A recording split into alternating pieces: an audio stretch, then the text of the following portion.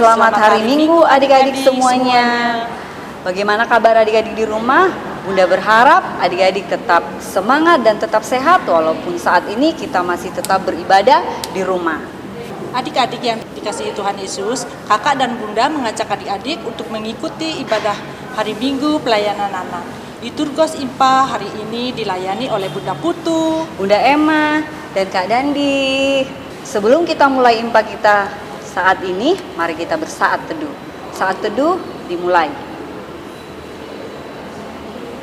Selesai.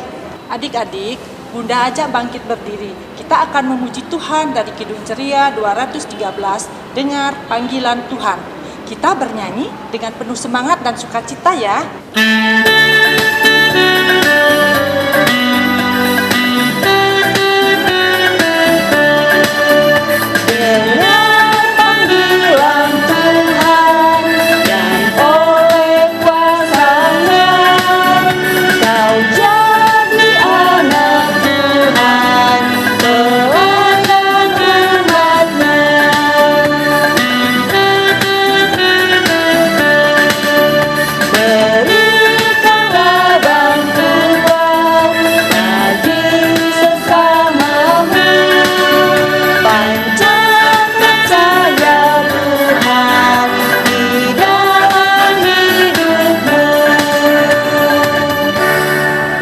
Adik-adik, saat ini kita akan bersama-sama mendengarkan firman Tuhan.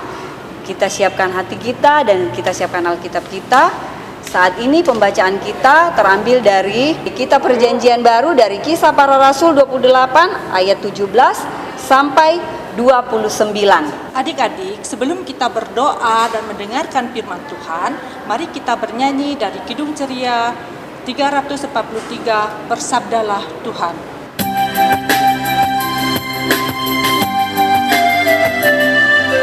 Bersabdalah Tuhan, kami mendengarkan.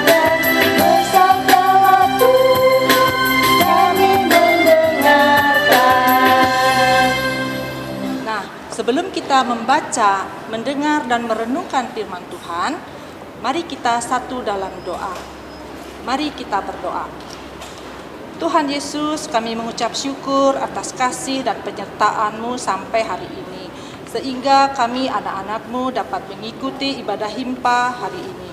Tuhan Yesus yang baik, kami mohon kiranya Tuhan hadir di sini untuk memimpin ibadah himpa ini, agar ibadah ini dapat berjalan dengan lancar.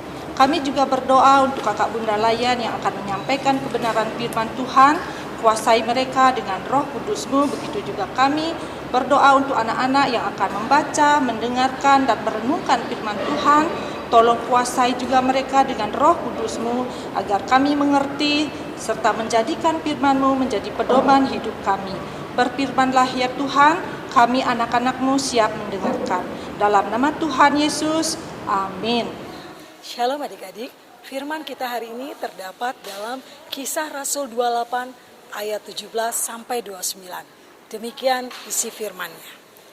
3 hari kemudian Paulus memanggil orang-orang terkemuka bangsa Yahudi, dan setelah mereka berkumpul, Paulus berkata, "Saudara-saudara, meskipun aku tidak berbuat kesalahan terhadap bangsa kita atau terhadap adat istiadat nenek moyang kita, namun aku ditangkap di Yerusalem dan diserahkan kepada orang-orang Roma.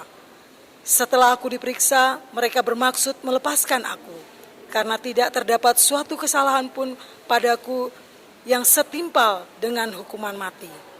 Akan tetapi orang-orang Yahudi menentangnya, dan karena itu terpaksa aku naik banding kepada Kaisar.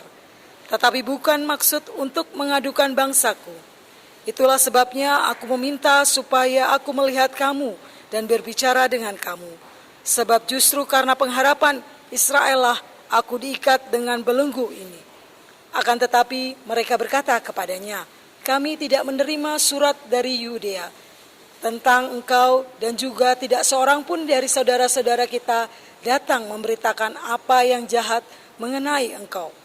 Tetapi kami ingin mendengar dari engkau bagaimana pikiranmu, sebab dengan mazbah ini kami tahu bahwa dimanapun ia mendapat perlawanan."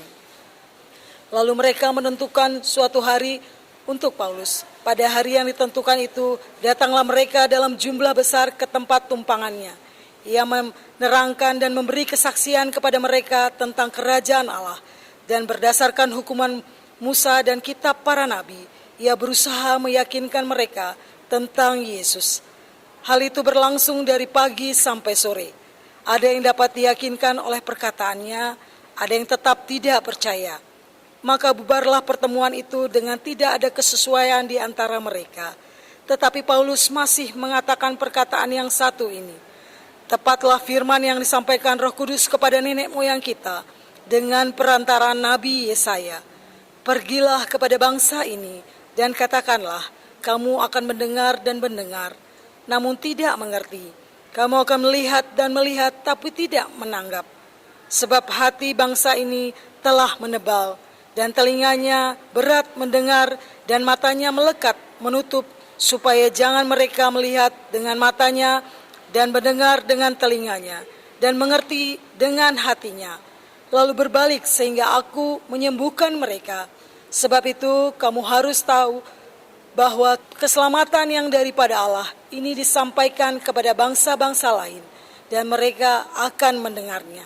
Dan setelah Paulus berkata demikian, pergilah orang-orang Yahudi itu dengan banyak perbedaan paham di antara mereka.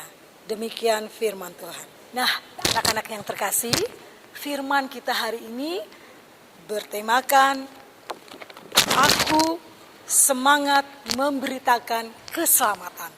Nah, adik-adik, firman yang kita baca ini adalah tentang bagaimana Alkitab Kisah Para Rasul. Nah, adik-adik tahu ya, Kisah Para Rasul ini ditulis oleh salah satu murid Tuhan Yesus yang bernama Lukas. Ya, adik-adik, Kisah Para Rasul ini memuat gereja awal mula-mula, adik-adik ya. Bagaimana pada waktu itu murid Tuhan Yesus, adik-adik ya, setelah kenaikan Tuhan Yesus ke sorga, pengikut Tuhan Yesus memberitakan kabar Injil ke seluruh penjuru dunia. Ya, adik-adik. Nah, anak-anak yang terkasih, firman kita hari ini tentang bagaimana Kisah Para Rasul, yang artinya salah satu rasul pengikut Kristus, yaitu Rasul Paulus. Nah, adik-adik, Rasul Paulus pada waktu itu berada di kota Roma, adik-adik ya. Nah, anak-anakku yang terkasih, Rasul Paulus pada waktu itu berada di kota Roma, adik-adik. Rasul Paulus pada waktu itu menjadi seorang tahanan rumah, ya adik-adik ya. Rasul Paulus adalah salah satu rasul pengikut Kristus, ya adik-adik. Dia datang ke kota Roma, adik-adik. Dia bertemu dengan para pemimpin Yahudi, ya adik-adik, para komunitas Yahudi, adik-adik. Mereka, Rasul Paulus datang ke kota Roma menyampaikan bahwa Rasul Paulus tidak bersalah. Rasul Paulus ingin menceritakan kesalahpahaman yang terjadi, bagaimana pemikiran para pemimpin Yahudi bahwa Rasul Paulus ini bersalah. Tetapi adik-adik, Rasul Paulus tidak bersalah, dan ia menceritakan bagaimana kesalahpahaman itu terjadi di kota Roma. Rasul Paulus sangat menghargai adat istiadat, bangsa, kebiasaan orang-orang Yahudi. Karena Rasul Paulus adalah dulu seorang Yahudi, setelah itu menjadi pengikut Kristus. Nah, adik-adik, Rasul Paulus ini dihadapkan kepada pengikut-pengikut Yahudi, termasuk pada pemimpin di kota Roma, adik-adik. Pada waktu itu Rasul Paulus naik banding, adik-adik. Dia ingin mengatakan bahwa dia tidak bersalah. Dia menjelaskan semuanya. Dan akhirnya adik-adik, apa yang terjadi? Rasul Paulus tidak dinyatakan bersalah oleh para pemimpin di kota Roma, adik-adik ya. Tetapi pada waktu itu ada saja yang tidak setuju, bahkan mereka merasa tidak percaya apa yang dikatakan Rasul Paulus itu, mereka tidak menganggap itu benar. Nah, adik-adik, itulah pada waktu itu yang terjadi. Tapi Rasul Paulus tetap semangat memberitakan apa yang menjadi suatu kebenaran, bahwa ia tidak bersalah. Nah, pada yang kedatangan Rasul Paulus yang kedua pada waktu itu, adik-adik, Rasul Paulus ingin mengatakan pada jemaat pada waktu itu bahwa dia memberitakan kabar Kristus, bagaimana sebenarnya Kristus dinyatakan kebenaran tentang Yesus Kristus pada waktu itu. Ya adik-adik ya, dengan penuh semangat Rasul Paulus mengatakannya. Walaupun adik-adik masih saja para pengikut orang Yahudi komunitas tidak percaya apa yang dikatakan oleh Rasul Paulus. Tapi adik-adik, Rasul Paulus tidak gentar adik-adik ya. Dia tetap meyakinkan kepada semua pengikut Kristus bahwa berita keselamatan kita sebagai pengikut Kristus untuk tetap menjalankan apa yang menjadi berita keselamatan Tuhan Yesus Kristus. Karena adik-adik, kita semua sudah terlebih dahulu diselamatkan oleh Yesus Kristus. Adik-adik, sehingga kita merasa apa yang kita sudah perbuat, kita harus mempertanggungjawabkannya. Karena kita tahu kita semua adalah pengikut Kristus. Nah, adik-adik, apa yang disampaikan oleh Rasul Paulus, kita dapat melihat bahwa Tuhan Yesus lebih dahulu berkorban untuk kita, menyelamatkan kita semua umatnya. Sehingga adik-adik, hal ini akan terlihat dalam kehidupan kita. Apa yang diperjuangkan, apa yang sudah kita perbuat, itu pula yang boleh kita laksanakan dalam kehidupan kita setiap hari. Nah, adik-adik, bagaimana sikap dan contoh Rasul Paulus dapat kita jadikan semangat dalam kehidupan kita.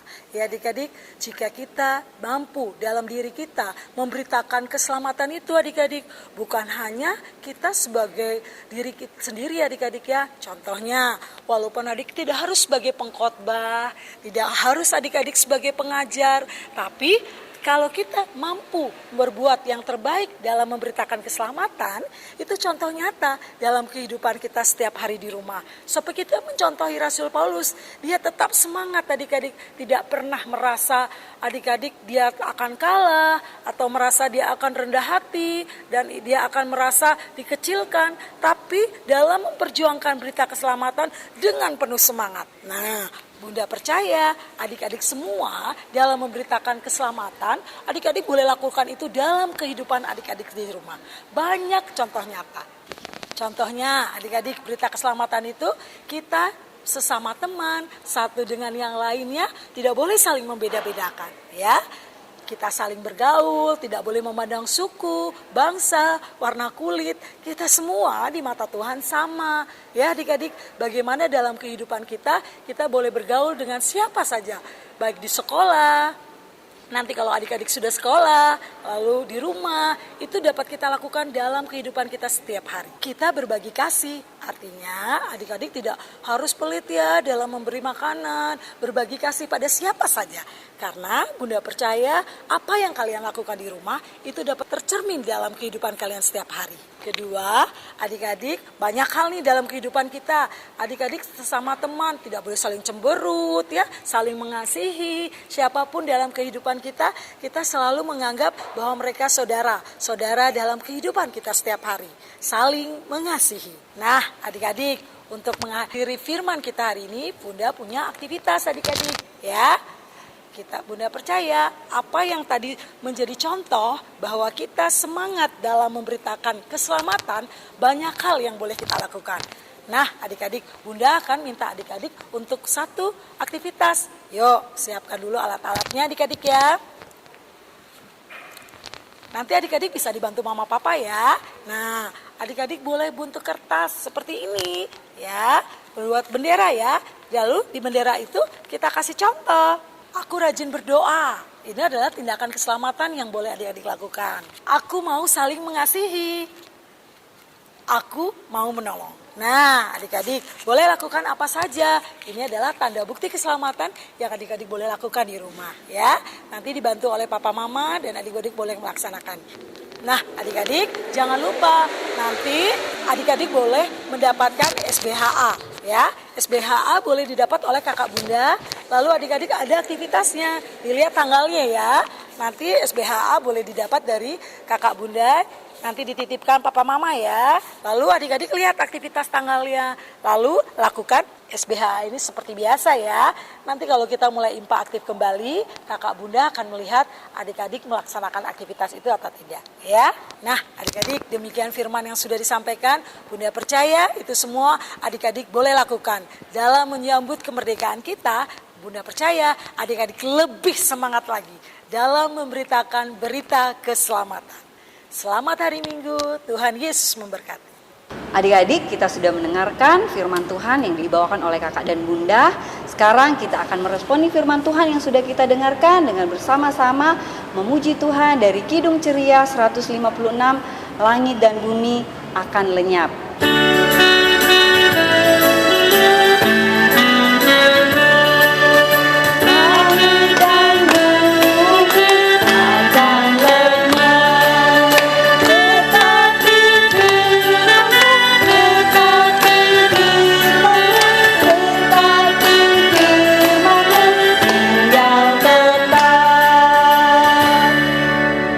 Adik-adik, kita akan masuk dalam doa syafaat. Kita lipat tangan, kita tundukkan kepala, dan kita berdoa. Tuhan Yesus yang baik, terima kasih kalau saat ini kami sudah mendengarkan firman-Mu. Kiranya firman yang sudah kami dengarkan boleh menjadi suluh dan pedoman dalam kehidupan kami. Di saat ini ya Tuhan, kami mau berdoa untuk anak-anak layan kami yang saat ini sudah mulai bersekolah kembali, walaupun masih harus bersekolah melalui online. Kiranya kasih-Mu Tuhan tetap memberkati dan menyertai setiap anak-anak kami ini, agar mereka tetap di dalam kasih dan pemeliharaan-Mu. Kami juga mau berdoa untuk setiap orang tua dari anak-anak layan kami di setiap ranting. Kiranya Tuhan Engkau tetap memberkati kehidupan mereka di dalam pekerjaan dan pendampingan akan anak-anak terkasih. Tuhan Yesus yang baik, di saat ini juga kami mau berdoa untuk bangsa dan negara kami ya Tuhan. Secara khusus ya Tuhan, besok kami boleh memperingati hari kemerdekaan 75 tahun kemerdekaan bangsa dan negara kami. Terima kasih Tuhan untuk penyertaan-Mu atas kehidupan bangsa dan negara kami. Teristimewa ya Tuhan untuk pemimpin kami, kiranya Engkau mengaruniakan mereka senantiasa hikmat dan kebijaksanaan untuk mereka tetap memimpin bangsa kami.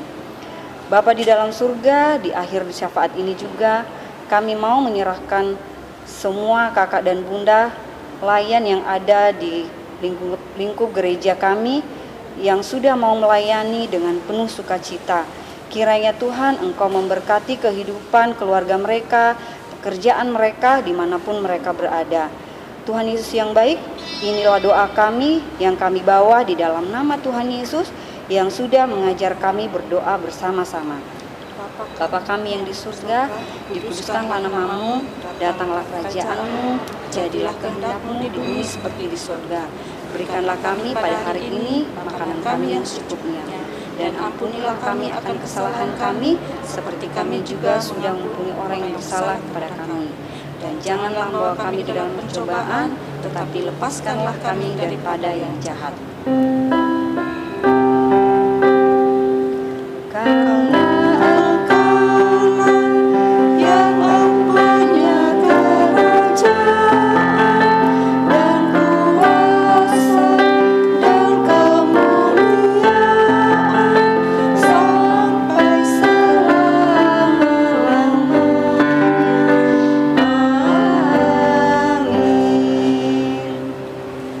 Adik-adik yang dikasihi Tuhan Yesus, mari kita memberikan persembahan sebagai ungkapan tanda syukur hati kita. Persembahan diiringi dengan bernyanyi dari Kidung Ceria 366 bait 1. Betapa kita tidak bersyukur.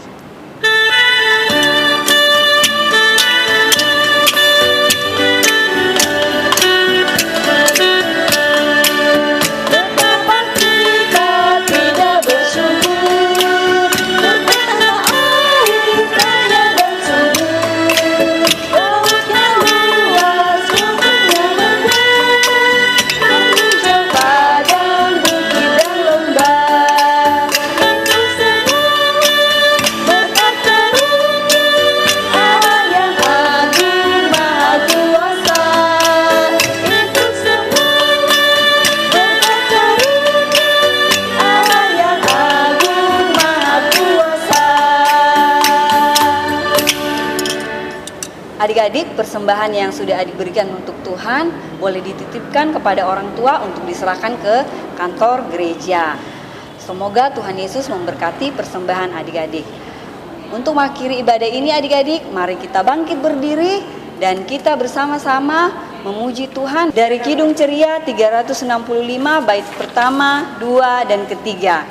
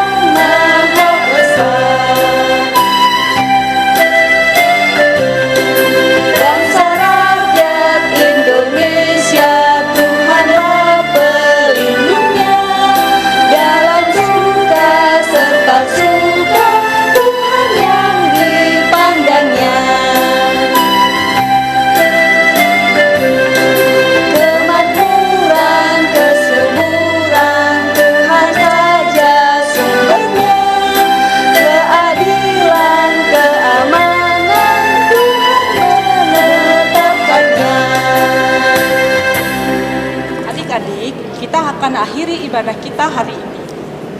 Sebelumnya, mari kita bawa persembahan kita ke dalam doa, dan doa berkat diakhiri dengan lagu anugerah Tuhan kita Yesus Kristus. Mari kita berdoa. Ya Tuhan Yesus yang penuh berkat, kami bersyukur buat berkat-Mu hari ini. Terimalah persembahan syukur kami ini ya Tuhan. Apa yang kami berikan ini adalah dari tangan-Mu juga. Dan karena itu kami persembahkan seluruhnya untuk kemuliaan karya-Mu. Tuhan Yesus yang baik, terima kasih karena pada saat ini kami juga sudah dapat menyelesaikan ibadah himpa ini dengan tuntunan dan penyertaan-Mu. Kiranya ibadah ini berkenan dan menyenangkan hati Tuhan. Dan Tuhan Yesus akan senantiasa selalu memberikan kami kesehatan, kekuatan, serta kasih setia anugerah Tuhan selalu menyertai kami semua.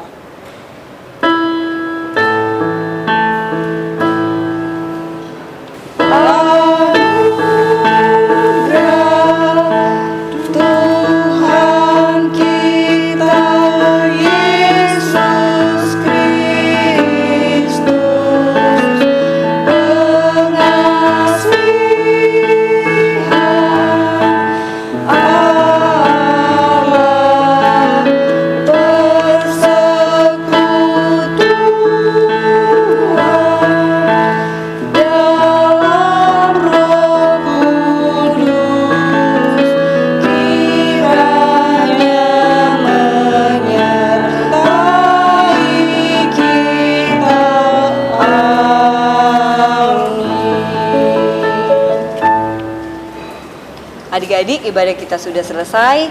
Kita akan bersama-sama mengucapkan Immanuel. 1, 2, 3. Immanuel. Selamat hari Minggu. Tuhan Yesus memberkati.